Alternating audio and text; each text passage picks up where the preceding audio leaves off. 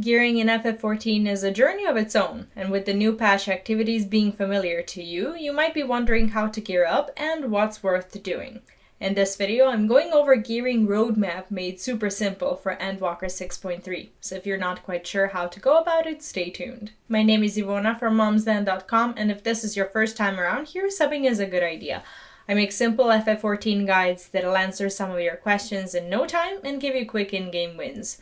I also live stream on this channel quite a bit, so if you're a fan of awesome communities, in-game and other highlights, I'm sure I'll see you around. When it comes to iLevel 605, you can get a fresh set of gear from the new MSQ dungeon, Lapis Manalis. If your character is a fresh level 90, this is a good way to start gearing up as it's easy to do and the dungeon offers a full set. If you're looking for iLevel 610, you can acquire Rinashita crafted gear, which can also be pentamelded, so it adds additional value to your stats.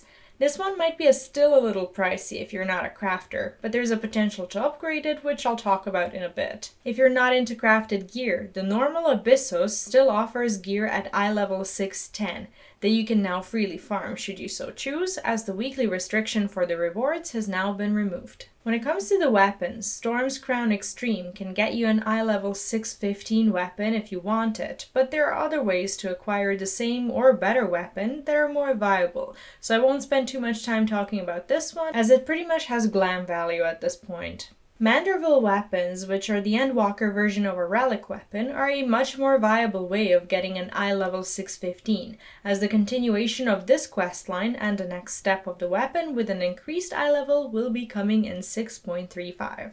Euphrosyne, which is the new Alliance Raid wing, can yield you an iLevel 620 piece of left side gear, which is actually quite amazing, but there is a weekly loot restriction, so you can't really farm it.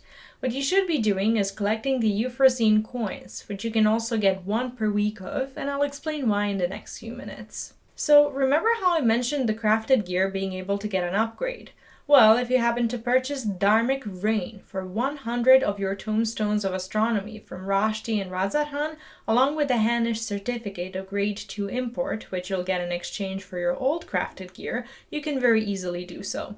You can turn in both of those items over to Rashti if you click on Purchase Augmented Rinashita Equipment and get yourself whatever augmented crafted piece of gear you want, as they're sitting at iLevel 620. You can get your iLevel 620 Lunar Envoy gear set from Kehandi and Razathan for the Tombstones of Casualty, and what's cool about it is that this set can also be upgraded.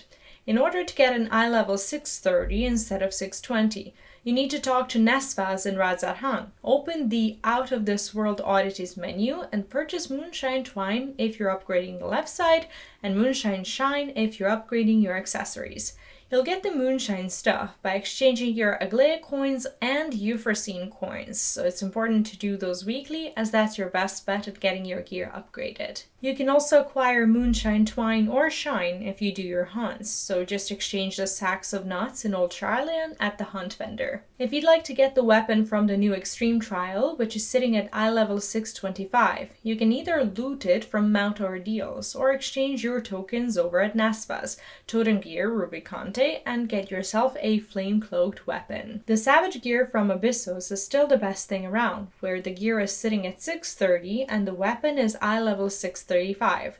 I won't go into details of the Savage loot system, as you probably already know this if you're into Savage content, and it's so easy to look up. That's all I could think of when it comes to all the ways you can get gear in this patch. If I've left something out or you have any questions, let me know in the comments, and stick around for more good stuff.